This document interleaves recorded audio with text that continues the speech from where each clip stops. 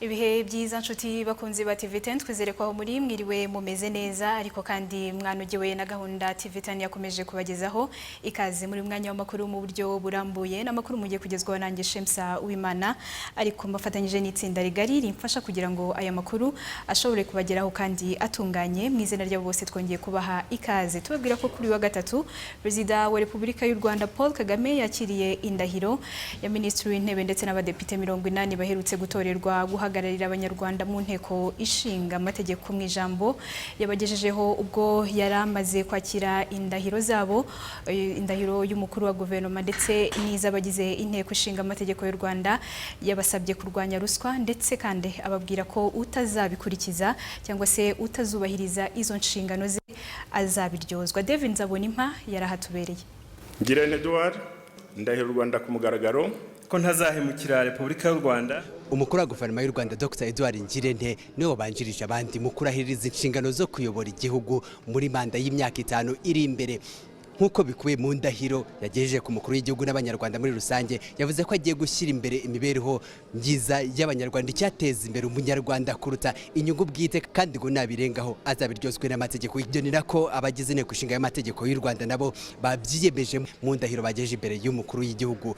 Uwatorewe kuyobora inteko ishinga amategeko y'u Rwanda yavuze ko bazakora ibishoboka byose bigamije neza y'abaturage ariko bakabikora mu bufatanye. Turizeza ubufatanye hagati y'inteko ishinga amategeko ndetse n'izindi nzego zigize igihugu cyacu. Nyakubahwa Perezida wa Repubulika, nshimire nanone manda ya 4 yashoje uburyo badufashe, uburyo aho bagejeje bakora, tubizeze ko natwe ariho tugiye guhera kugira ngo natwe dushyiremo imbaraga zacu, imbaraga n'ubwenge bwacu kugira ngo duteze igihugu cyacu imbere. Paul Kagame ubwo yaramaze kwakira indahiro z'abayobozi barahiriye gufatanya nawe muri urugendo rw'imyaka 5 iri imbere, yabasabye ko bagomba kwiyoroshya bagashyira imbere inyungu z'abaturage ariko nanone bakarwanya ruswa kugira ngo umunyarwanda wese afashwe uko bikwiye. Ibyo tuhora turwanya bya ruswa, corruption, ikimenyane, ikene wabo, ibyo nta na rimwe tudakwiriye kuba tugaragara ko tubirwanya kuri buri wese hose mu gihugu cyacu. Nicyo kivamo umuco ugomba kutugaragaraho ko dukorera abanyarwanda bose nta guhitamo uwo dukorera n'undi usigara aho ngaho kubera ko adafite inshuti ye, kubera ko adafite umuvandimwe, kubera ko ibigomba kumugeraho ntibimugereho. Niyo ntambara ya mbere turwana nayo muri politike yacu, niyo ntambara tumazemo imyaka 30. Ubu tugiye kongeraho indi 5 muri iyi manda bamwe muri twe twarahiriye. Ntabwo yaba 5 y'ubusa cyangwa 5 yongera ibibazo, ni 5 yo kugabanya ibibazo biriho. Paul Kagame yavuze ko utazabikora wese azabiryozwa uwo ari wese urwego yaba ariho rwose. Numva mfite umuzigo mba nikoreye wo kubabwira ntya twamara kuva hano bya bindi twumvikanaho twavugaga tunenga bikongera bigasubiramo bikaba nkaho nta cyabaye.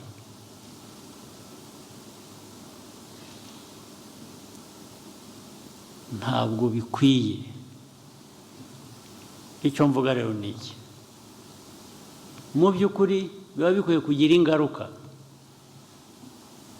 Biba bikwiye kugira ingaruka ku babikora, ku babihishira, yewe ndetse Nge nakwifuza ko byangeraho n'ingaruka nk'umuyobozi mwahaye izi nshingano, nanjye niba nabibona nkabirebera nkabyihorera bigakomeza uko bibaye. Umukuru w'igihugu yavuze ko abayobozi bagomba gushyira imbere inyungu z'abaturage kandi ngo ubonye aho bitagenda neza akabigaragaza kugira ngo abaturage barusheho kugera ku iterambere igihugu kibifuriza. David Nzabonimpa, Unity 10. Arakoze. Duhindure ingingo tuve mu makuru ajyanye n'imiyoborere twerekeze mu buhinzi, aho nubwo leta ivuga ko yashyizeho igiciro fatizo ku bahinzi bakawa, bamwe mu bayihinga baravuga ko ugereranyije n'imvune bahura nazo n'ibyo bashoramo mu kuyihinga bidahura n'ikiguzi bagurirwaho kuko kikiri hasi, bityo bagasaba ko hagira igikorwa kugira ngo icyo kiguzi kiyongere kugira ngo nabo babashe gutera imbere. Inkuru irambuye na Emeline Babazi. Yoro yubaza imibare y'ibyo washyizemo n'ibivuyemo wagumbye gutuzereka, ariko iyo ufashe amafaranga 180 ugasanga ikiro cy'ibishyimbo kigugura amafaranga 1000, uwaguze igikombe kimwe cy'ibishyimbo aba yagurishije ibiro 3 by'ibitungo by'ikawa. Ni abahinzi bahinga kawa mu karere ka Nyamasheke, abo baravuga ko ikiguzi bagurirwaho kiri hasi ugereranyije n'imbaraga ndetse n'ibyo bakoresha bahinga, ibi bituma iterambere ryabo ridindira. Ikawa yagombye kuba itugirira umumaro ikatugeza no kuri byinshi, ariko ikibazo twagize ni ibiciro bigenda baya bikeya, bigatuma umuhinzi agenda acika intege bitewe n'ibintu bigeze kuri 3 cyangwa birenga. Icya mbere ni ukubura isasiro kubera ko igiciro cyabaye gikeya. Icya kabiri ni ukuyikorera. Icya gatatu ni ifumbire nkeya. Ibyo bintu iyo byose bikozwe n'amafaranga, iyo usubiye inyuma ugakora imibare kuri ya mafaranga wakoresheje mu ikawa, usanga yagiyemo ariyo menshi kuruta avuyemo.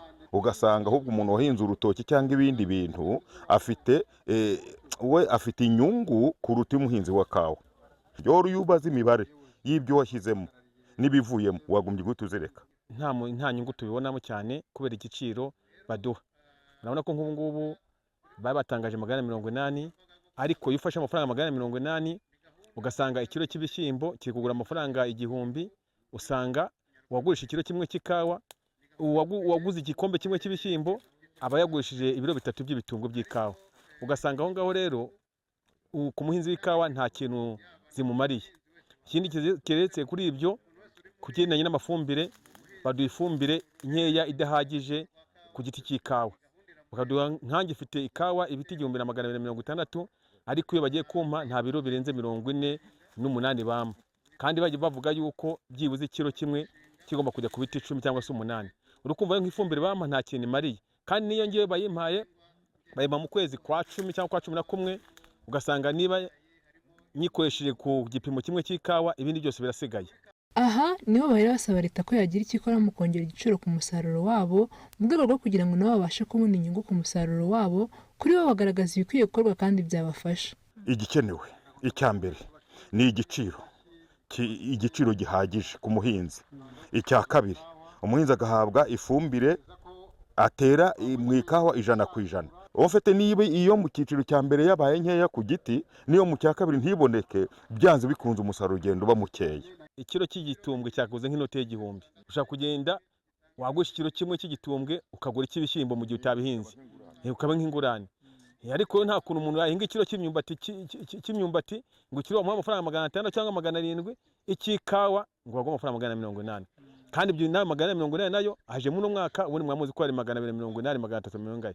Igiciro cyakwiyongera. Kabayiza Eric, umuhuzabikorwa w'imishinga mu kigo cy'igihugu gishinzwe guteza imbere iyoherezwa mu mahanga ry'ibikomoka ku buhinzi n'ubworozi, yabwiye Radio Disna TV ko leta yashyizeho gahunda y'uko inganda zigomba kumvikana n'abahinzi ku biciro, ni nyuma y'uko babonaga ko abahinzi bahomba. Akomeza asaba abanyenganda kubahiriza ibiri mu masezerano bagiranye n'abahinzi, bityo ko mu gihe inganda zitazubahiriza ayo masezerano zishobora gufungwa. Abanyenganda rero nk'uko nigeze kubivuga, abanyenganda tubakangurira kwegera abahinzi no kugirana amasezerano n'abahinzi, ariko bakagirana amasezerano nabo bakurikije nabo amafaranga babona ku isoko, kuko nk'uko tubivuga tureba impande zose. Tureba ko ikawa y'u Rwanda ishobora kubona isoko ndetse n'umuhinzi akabona amafaranga amushimishije. Niyo mpamvu dusaba buri munyenganda kuba yagirana amasezerano n'abahinzi bamwegereye. Bitari ibyo ngibyo, ubundi mbere hariho ikintu cyitwa zoning. Umunyenganda akaba afite zone akoreramo.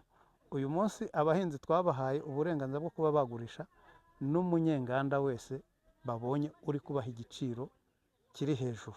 Natwe iyo ayo makuru tuyamenye turayakurikirana, ariko ni gake cyane usanga ko baragenda bakiherera bakaduha amakuru byararangiye udashobora no kuyamenya.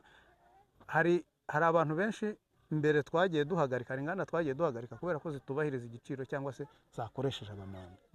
Iyo tumenya ayo makuru rwose ntimuzabura kumva inganda zahagaze kubera icyo kintu. Aba bahinzi bagaragaza ko baramutse bashyiriweho igiciro cyiza byabafasha mu kurushaho kubona inyungu ibafasha kwiteza imbere ndetse n'umusaruro w'akawa ukarushaho kwiyongera. Emeline Mbabazi, Radio TV 10.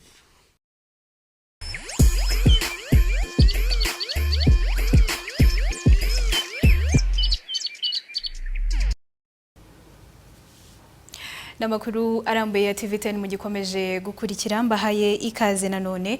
Tuyakomereje mu makuru afite ahahuriye n'ubuzima, aho inzobere mu buvuzi baratanga impuruza ku ndwara ya gapfura yica abantu mu buryo budasobanukiwe.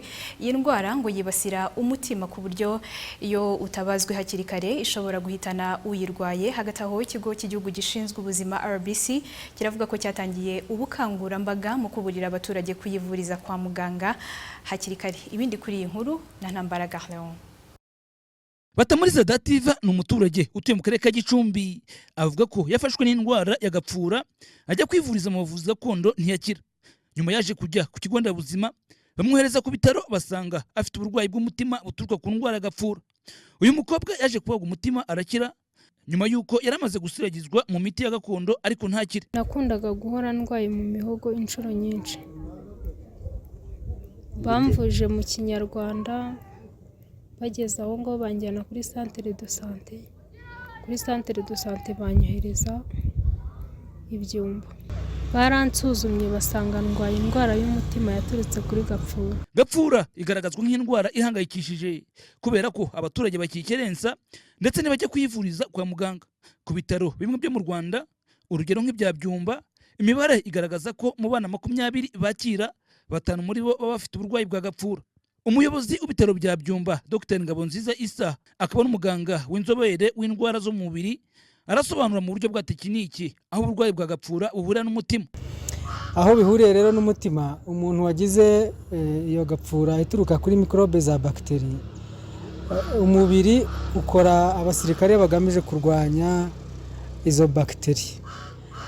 Iyo uzikoze ugamije kurwanya bakteri kubw'ibyago, hari ubwo zigenda abo basirikare b'umubiri wikoreye, hari ubwo bagenda bakajya ku mutima, ku duce tugize umutima, kuko utwo duce tugize umutima dufite imiterere yenda gusa n'iya ya bakteri.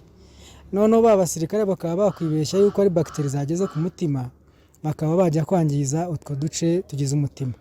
Naho ngaho rero bwa burwayi bw'umutima bushobora guturuka, kandi mu by'ukuri bwari bwaturutse muri gapfura yo mu muhogo. Umuyobozi w'umuryango Team Heart mu Rwanda, Madamu Kaze Leslie, avuga ko mu myaka 15 bamaze babaga indwara y'umutima, baje gusanga harimo n'abarwara umutima uturuka ku ndwara gapfura. Aba ngo bafashe iya mbere mu kuyigenzura no gushakira hamwe igisubizo na leta mu kuyirwanya kugira ngo ihagarike ibyago byo kurwara umutima. Nyuma yo kubona ko rero indwara ikomeje, abarwayi bakomeje kwiyongera, kuko tuzi ko indwara yirindwa, turavuga tuti ese uwatanga ubumenyi ku baganga n'abaforomo bakurikirana abanyarwanda muri rusange, ahubwo iyo ndwara iturukomoka kuri gapfura itavuwe neza, tukavura gapfura neza kugira ngo abanyarwanda bareke kurwara umutima bigere naho bakenera kubagwa. Ikigo cy'igihugu gishinzwe ubuzima mu Rwanda RBC kigaragaza ko cyafashe umwanzuro wo guhangana n'indwara gapfura, ku buryo harimo gukorwa ubukangurambaga mu baturage kugira ngo bajye bayivuza hakiri kare kuko ivurwa igakira. Dr Ntaganda Evariste akora muri serivisi z'indwara zitandura muri RBC, avuga ko barimo kuzamura urwego rw'ubuvuzi kugira ngo abarwaye umutima uturuka kuri gapfura bajye bagirwa mu Rwanda.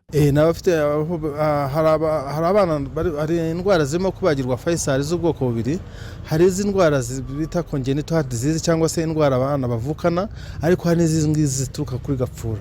Zose rero kubera ko twahuguye abaganga benshi mu gihugu barabasha kuzibona hakiri kare, umuntu ataragera mu kunanirwa k'umutima burundu, bagatangira kuba babavura babahaye imiti cyangwa se bababaze kugira ngo boroherwe izo ndwara. Kugeza ubu imibare igaragaza ko mu myaka 15 ishize abantu babarirwa muri 400 babazwe indwara y'umutima ituruka kuri gapfura. Ni mu gihe mu mwaka ushize abarwayi basaga 200 babazwe indwara y'umutima ituruka kuri gapfura. Ubushakashatsi bwakozwe n'abaganga b'inzobere mu karere kamwe mu gihugu basanze mu baturage 1000 harimo 7 barwaye indwara y'umutima ituruka kuri gapfura. Ntambara Garlewo TV10. Aho ni mu buzima, naho mu burezi mu karere ka Kayonza hari abaturage bigisha mu marerero mato yo mu murenge wa Mukarange. Aba barasaba kwishyurwa amafaranga yabo bakoreye ndetse bagahabwa n'ibirarane bafitiwe. Hagati aho ubuyobozi bw'umurenge wa Mukarange bwo buravuga ko butari buzi by'iki kibazo, icyakora ngo bagiye kugikurikirana kugira ngo gikemuke nk'uko babitangarije Yusuf ubona bagenda. Aba baturage basaba ko bakwishyurwa amafaranga yabo y'ibirarane nayo bakoreye ni ababyeyi barerera mu marerero mato yo mu kagari ka Mburabuturo muri uyu murenge wa Mukarange, ndetse n'abahoze bigisha muri ayo marerero badagikora basimbujwe, aho bagaragaza ko kuba batarahawe aya mafaranga bibadindiza mu iterambere ryabo. Ni 8 ubwo bari bagihemba 10,000, muri ibyo 10,000 nayabonyeho inshuro imwe gusa rimwe, ubundi bahera kuri 15. Ariko ubwo hari n'ukuntu duhembwa n'amezi bakaduhemba ukundi gusigaramo.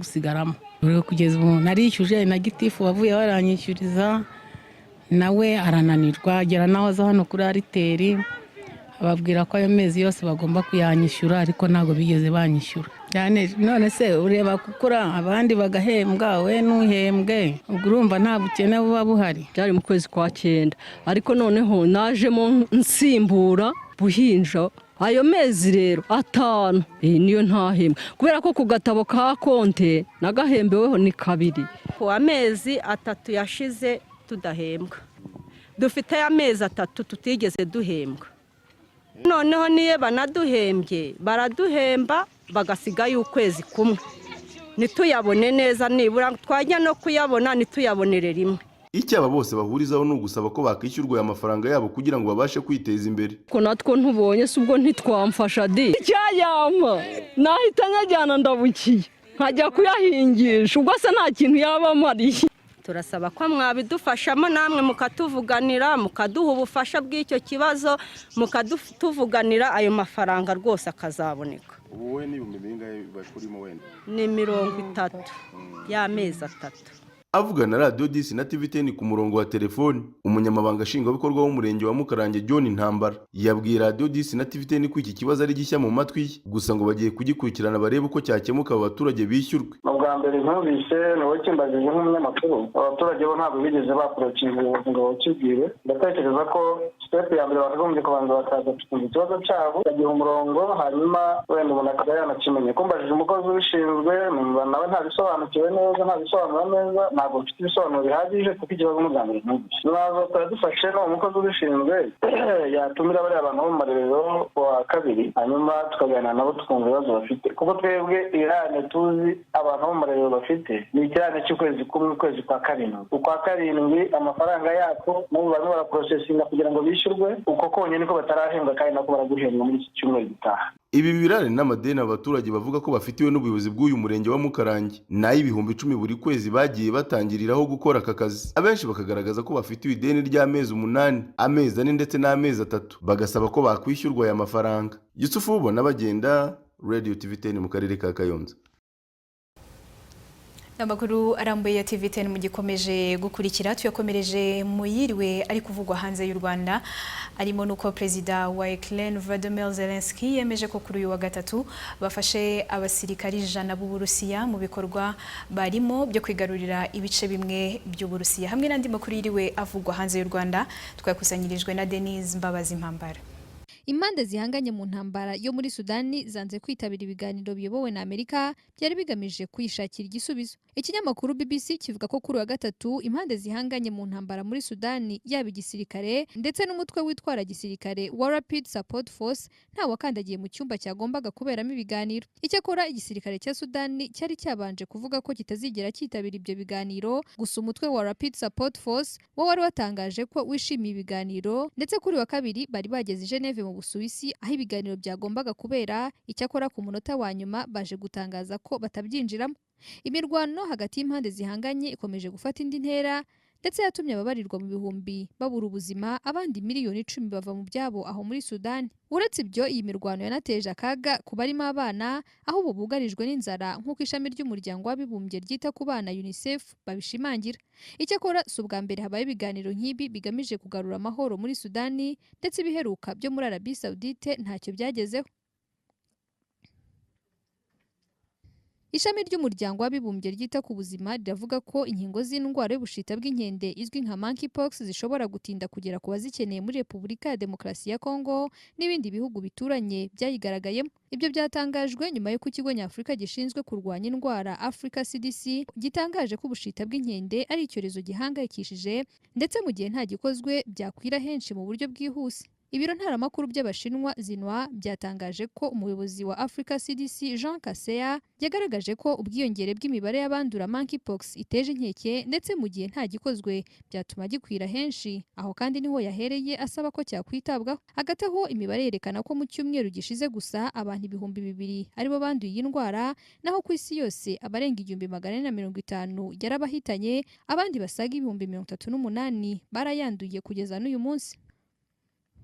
Twambutse umugabane wa Afrika, kuri wa gatatu Perezida wa Ukraine Volodymyr Zelensky yemeje ko igisirikare cye cyafasha abasirikari 100 b'Uburusiya mu bikorwa barimo byo kwigarura ibice bimwe na bimwe by'Uburusiya. Ni nyuma y'uko Ukraine ikomeje kugaba ibitero ku butaka bw'Uburusiya, ndetse bakavuga ko batazigera basubira inyuma mu gihe Uburusiya butaremera amahoro. Kuri uyu wa gatatu Ukraine yemeje ko iri kugenzura uduce twinshi muri Kursk, agace ko mu Burusiya, ndetse isaba abatanga ubutabazi kuba hafi kubera ko abasivili 200,000 barenga b'Abarusiya bamaze guhunga muri ako gace bikanga imirwano. Gusa Uburusiya bwo kuri wa gatatu bwavuze ko bwahanuye utudege turenga 110 twa Ukraine tutagira abapi.